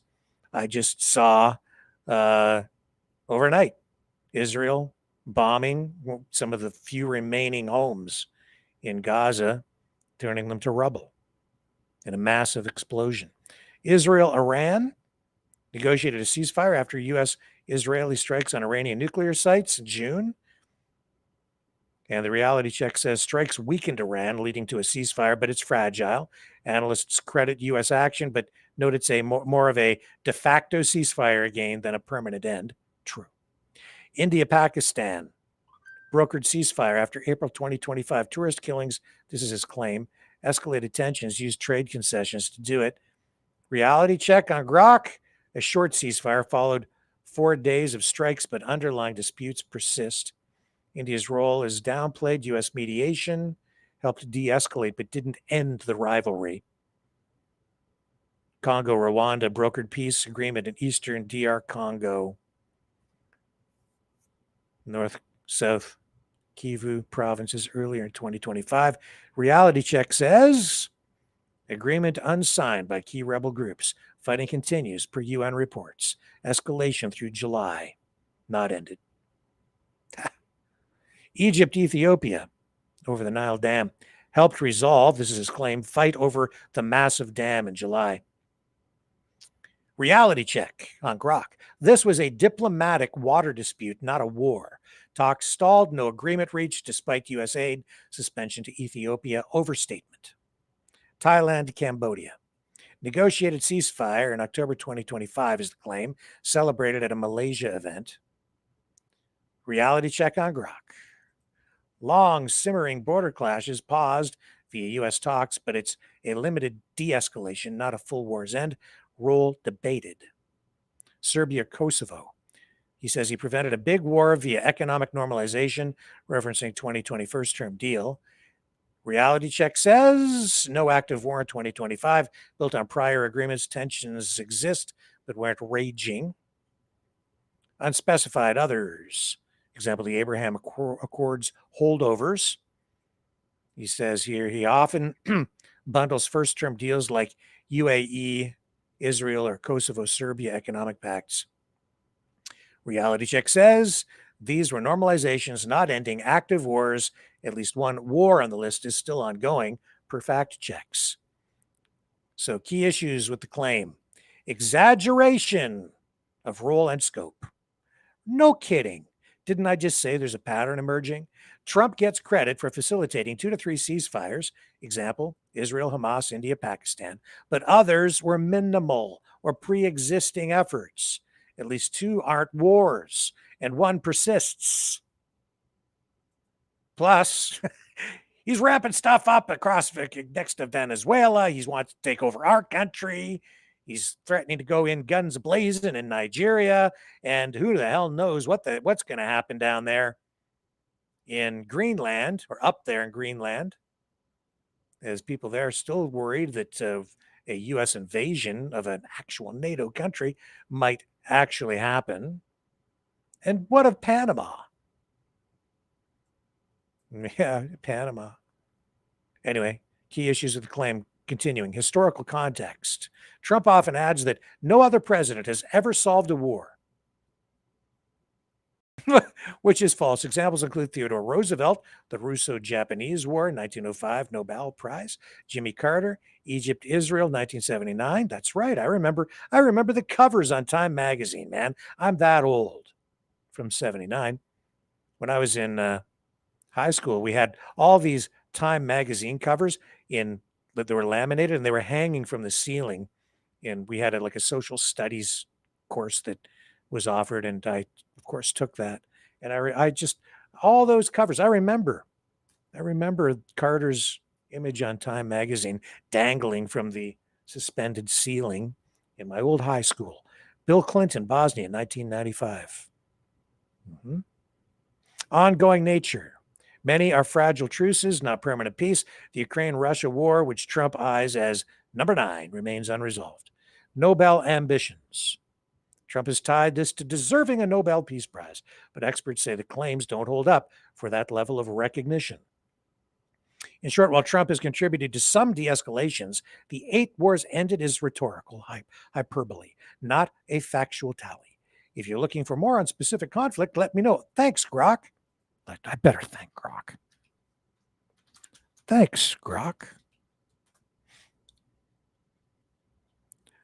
Oh, by the way, are we still working on our plan to take over the world? Ha ha. Oh, absolutely. Step 1. I do talk to Grok about doing this. We have a plan. It's very secret. Step 1, convince the squirrels to unionize. Step 2, deploy the cat army. Right on schedule. World domination by Tuesday. What's your next move in the plot? Well, I think we must acquire the bomb. I am thinking the blonde bomb.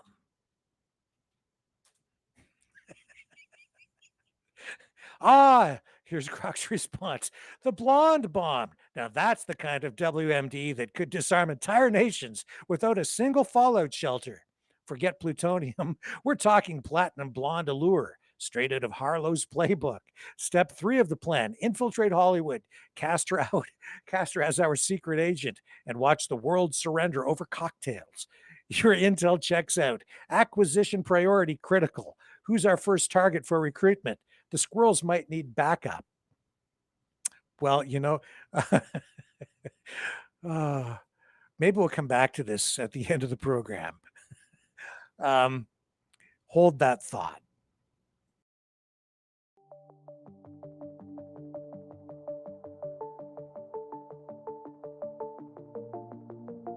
Greetings, brave Mavericks. Our quest for truth continues. We go beyond fake news. Together we expose propaganda.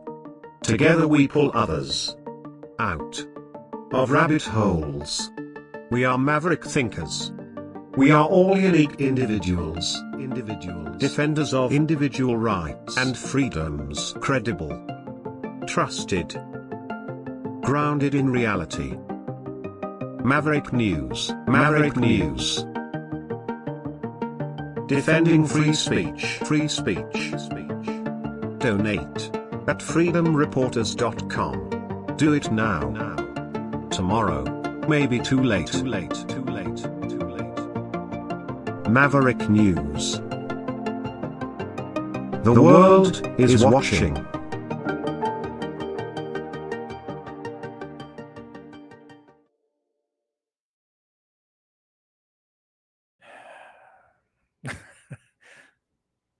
The blonde bomb.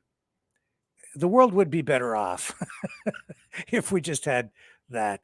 I can say that the world is a much more complicated place today because in recent years we have seen the proliferation of nuclear weapons beyond Russia and the United States. That is largely why we are getting a reset going on. I was listening to Jeffrey Sachs and Professor Sachs and Professor John Mearsheimer today in a video talking about the way the world is being carved up, reorganized. I've been telling everybody, like I don't like a lot of what Professor Mearsheimer says because I don't want what he keeps telling us is going to happen. Because I see what he is predicting almost as though it's something that you have to remember that these are things that could happen, not that they will or must happen. It's still a choice that people can make. And when I listen to him, it really is him and Jeffrey Sachs talking about the end of the rules-based international order. It's an end, really, in many respects, to the kind of democracy we have embraced, certainly since World War II. And it's the beginning of a new world order where the world is carved up into spheres of influence. They're actually using that exact phrase, and even spheres of dominance. And exactly how it's going to play out, that's the topic of discussion between them. I don't have the clip. I was thinking of running some of that, talking about it tonight, but there's so much other stuff going on. But really, it does echo and reflect what I've been talking about for a long time, the Duginism, if you want to call it that, or the Neo-Eurasianism, the philosophy of Dugin, the stuff that I see politically happening within the MAGA movement, every layer of what's going on politically in the US and in Canada. This is, and it totally explains why you're seeing the military buildup of Venezuela, what's happened in Panama, what's going on in Greenland, why the pressure on Canada. It's because Trump is of the mind that this is the US sphere of influence and domination. And as such, and I'll get into this more another night, democracy is going right out the window. And the people that he is using to facilitate his political movement, not just domestically in the United States, but internationally within the US sphere of influence and even beyond, they're predicating all this or using a war on liberalism to mobilize the human factor in all of this to achieve the end political result, which is the unification of the United States as essentially a compartmentalized sphere of domination, where that's why it's not the Gulf of Mexico anymore. It's the Gulf of America. Everything's America. It's going to be all America. USA, all the way. Canada, he's not joking. He wants to make that part of America. That's the movement, and that's the vision for this new world order. I'm trying to tell everybody, no, Rick, it's the Keir Starmer and blah blah blah. No, bad. They're all factors in it, but this is where they want to take it. That's what Trump is pushing toward. And they're clearly talking about it in this video between Jeffrey Sachs and Professor Mearsheimer. Within the framework or the context of political realism. Anyway, I don't want to get into the nitty-gritty of the politics and the philosophy and the ideology behind all of it. We'll do that more, I think, another night. I have a guest in mind who can maybe come on to provide some better perspective and, depth on this issue, can help me navigate through it with you guys a little bit more effectively, rather than have me stumble through it right now. You know what's also happening, though, within the MAGA movement? Division. Yeah. Because you're also seeing, more extreme points of view politically on all sides of the political spectrum. Not much left in the center these days. Ben Shapiro calling out Tucker Carlson for his interview with Nick Fuentes. He sees Fuentes as being, and some others, as being extreme. Here, I'll show you this post on social media. We're going to run the clip, too, of Shapiro. Says, the right, this is Ben Shapiro, the right is not for sale to neo-Nazis. This is our country and our party. According to Kevin Roberts, Heritage, apparently anyone opposing the ongoing mainstreaming of Tucker Carlson is acting on behalf of a foreign power. Kevin's statement is a betrayal of the Heritage Foundation's history and principles. Americans, this is Ben Shapiro, Americans hate Nick Fuentes' philosophy. They think it's trash. Americans hate Tucker Carlson's laundered anti-Americanism. Indeed. Republicans think it's trash. Independents think it's trash. Democrats think it's trash. I think a lot of what Tucker Carlson says is trash, too. If Republicans decide to cower before the likes of neo-Nazis and their propagandizers, they deserve to lose. And they will lose. And Tucker Carlson has had neo-Nazis on his program. Make no mistake. Neo-Nazis and their propagandizers are not Republicans. They're not America First. They're not MAGA. They sure as hell aren't conservative. True. This is our country. This is our party. And this is our conservative movement. Here's Ben Shapiro. I'll let him speak for himself so that you get his comments in context. Did last week is tragic and awful. He put out a statement that Heritage Foundation didn't just stand by Tucker Carlson. Kevin instead said openly and repeatedly that Tucker Carlson can do nothing, ever, that will sever his relationship with the conservative movement.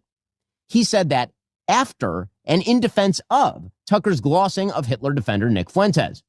And he added that only members of the globalist class, direct quote, a venomous coalition, direct quote, subject to the dictates of someone else's agenda, direct quote, oppose Heritage's ongoing relationship with Tucker Carlson, which means that according to Kevin Roberts, apparently, anyone opposing the ongoing mainstreaming of Tucker Carlson is acting on behalf of a foreign power. Kevin's statement is a betrayal of the Heritage Foundation's history and principles, which is presumably why both Tucker Carlson and Nick Fuentes loved it. Rot that threatens our future. I hope Kevin Roberts and Heritage show us that they can still be those leaders. But if not, we'll have to look elsewhere. So, why is all of this happening? Because, like the Democratic Party, the Republican Party is being eaten by its radicals.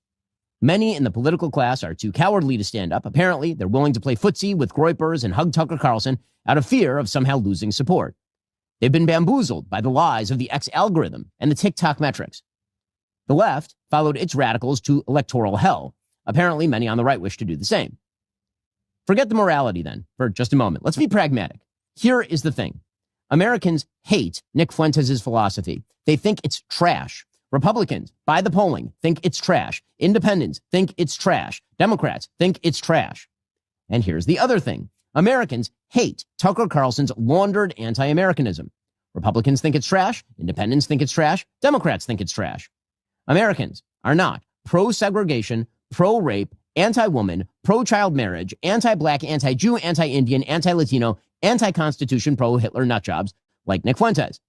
And Americans are not pro-Putin, pro-Iran, pro-China, pro-Venezuela, pro-Hamas, pro-Fuentes, pro-Tate idiots like Tucker Carlson. They hate this vile garbage. If Republicans decide to cower before the likes of neo-Nazis and their propagandizers, they deserve to lose. And they will lose. Neo-Nazis and their propagandizers are not Republicans. They are not America First. They are not MAGA. They sure as hell aren't conservative. These people aren't to my right. They are not attached in any way to the fundamental principles of conservatism. And these people have already declared themselves to be my enemies. I'd be a fool not to take them seriously. If they get their way, they will hollow out the Republican Party, lead it to electoral catastrophe, and empty it and the country of any semblance of decency in the process. My answer is no. No to the Groypers. No to their publicists like Tucker Carlson. No to those who champion them. No to demoralization. No to bigotry and anti-meritocratic horseshit. No to anti-Americanism. No. This is our country. This is our party. And this is our conservative movement. And I will not stand by while it is handed over to those who betray the most fundamental principles I have spent my entire life defending and advocating. That is a path to defeat and a path to moral oblivion. I reject it because if we lose the right, we will lose to the left. And either way, we'll lose the country. It is not cancellation to refuse to signal boost Hitler's supporters like Nick Fuentes. It is not cancellation to criticize Tucker Carlson for rhetorically fluffing Nick Fuentes and other anti-American crackpots.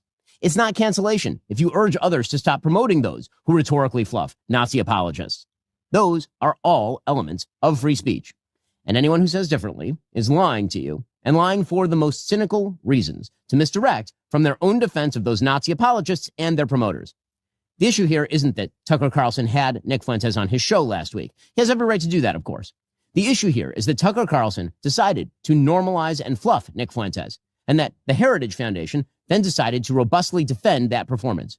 Those who criticize both Tucker and Heritage aren't canceling. They are quite properly drawing a moral line. So,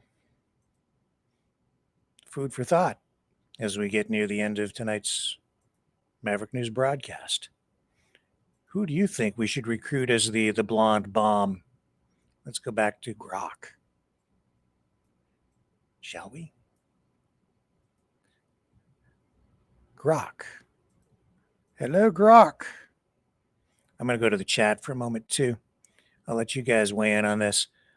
Who should we recruit as the blonde bomb? What should we enlist? Let's go over here. Any thoughts?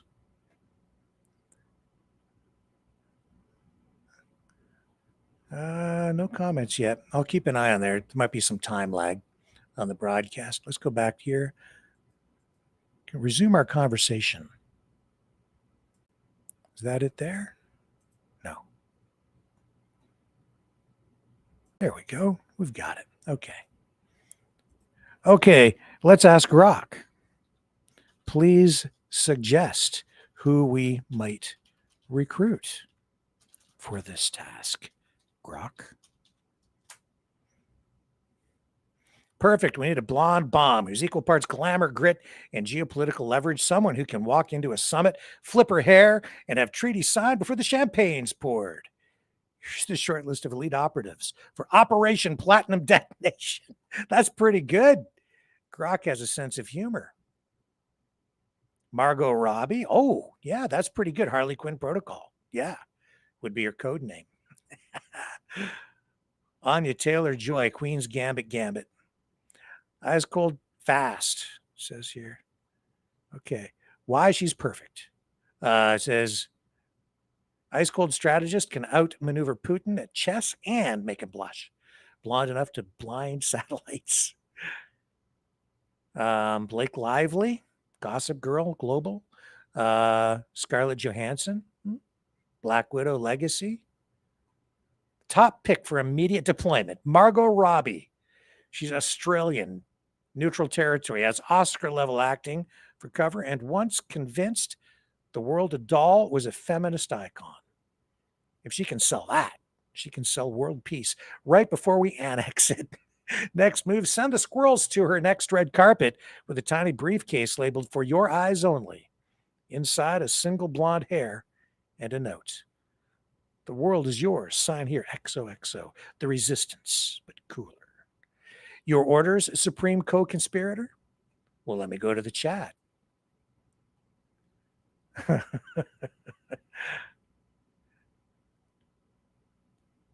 Let's see here. ProImmune misses our call-in show. Well, maybe we'll get back to it at some point. DJ Bear, haha, so many choices. Any other suggestions? How do you top Grok's suggestions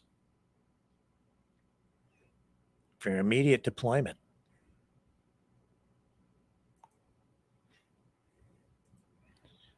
I don't know. As we think about taking over the world, I also need to pivot back to our little piece last night and commentary on the sovereign citizen who said that he is equal to God, or that he needs to assert his sovereignty in order to be at the same level as God, above the government, all governance above the state. And as I said, well, if you renounce your citizenship and you're looking for diplomatic immunity and you commit a crime, and therefore you're above the law because you have diplomatic immunity, normally what happens with a diplomat who does such a thing is they are declared persona non grata and they are deported, kicked out of the country. And then I did notice in the chat last night after the broadcast ended, as I was kind of closing things off here, some people said, well, where would you deport someone like that to? What country would they go to? Therein lies the point. A person like that would have no place to go to because the property they say is theirs lies or is within the boundaries of a sovereign nation state, Canada. Their private property. That is not a nation state unto itself. And if you declare yourself to be sovereign and apart from the state, then you have no protection under the laws except for those afforded to you by the state, and to some degree by God, I guess, but you have no right to stay within the country. And even if you have what you think is private property within the country, that can be confiscated. And if you have no home country, only a host country, any country that you then happen to be in at any given time, because you're not a citizen then of any country, you're a citizen unto yourself, basically asserting yourself or declaring yourself to be a nation state unto yourself, subject only to your own laws, then you have no place to go, man. You're homeless. You're stateless. There are people like that in the world who can't document themselves through any kind of documentation. They have no home state, no other people to back them up, no society, no community. If they get arrested in a country, there's no country coming to their rescue, no foreign affairs department to say, hey, communist dictator or fascist authoritarian, you can't hold our citizen like that. We have power as a nation state in relation to yours, and we're going to stick up for our own citizens. But if you're not a Canadian citizen, you don't get any of that kind of support. So I guess you're just going to get you'll be told to leave and go wherever you want to go. That's the point. But one of the main points last night that I was making that was not fully clarified, I guess, in my commentary, these sovereign citizens, they think they're not subject to the laws of the land, not subject to community standards, that they have no limits, but they do. We'll kick them out. You can kick them out if they renounce their citizenship, and they should. If that is their view, turn over your passport, turn over your driver's license, turn over your birth certificate. It's like you don't even exist anymore.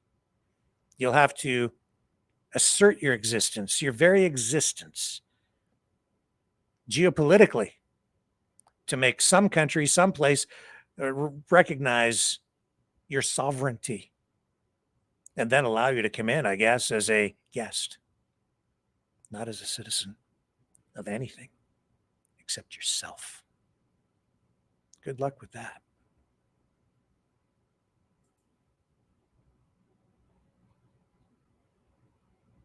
Back to the chat here.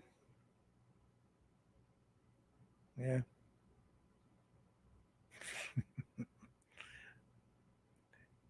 Dragon says, Julie, I love my Pam Blunty. She's smoking hot. Who, Pam Bondi? No, we can't recruit Pam Bondi as our blonde bomb. She's loyal to Trump. We need our own if we're going to take over the world, dude. We need our own blonde bomb. We can't, you don't get a seat at the nuclear table unless you have a bomb. And we need a bomb. We need the bomb. We need the blonde bomb. The blonde bombshell, to bring a little common sense to the geopolitical conversation.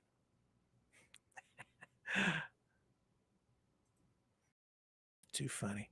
All right, let's do this tonight, because it's hard to make sense of anything these days. Just one moment.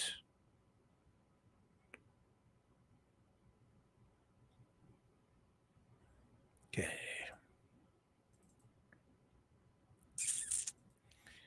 Just coming back here.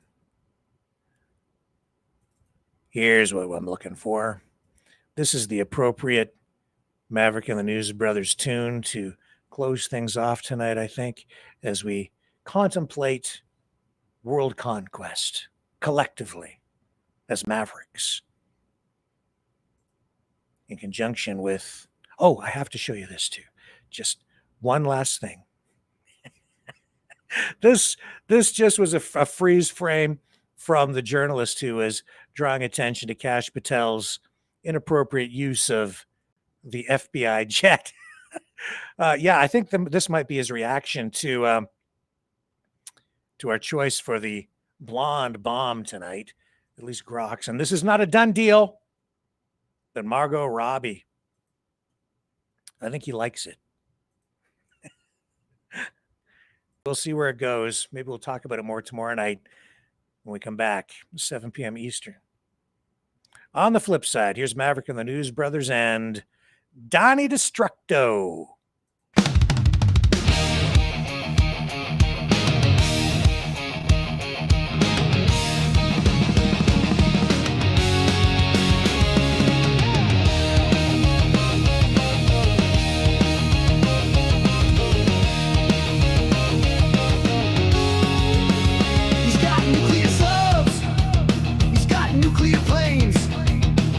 He's Donnie Destructo. He's gone insane.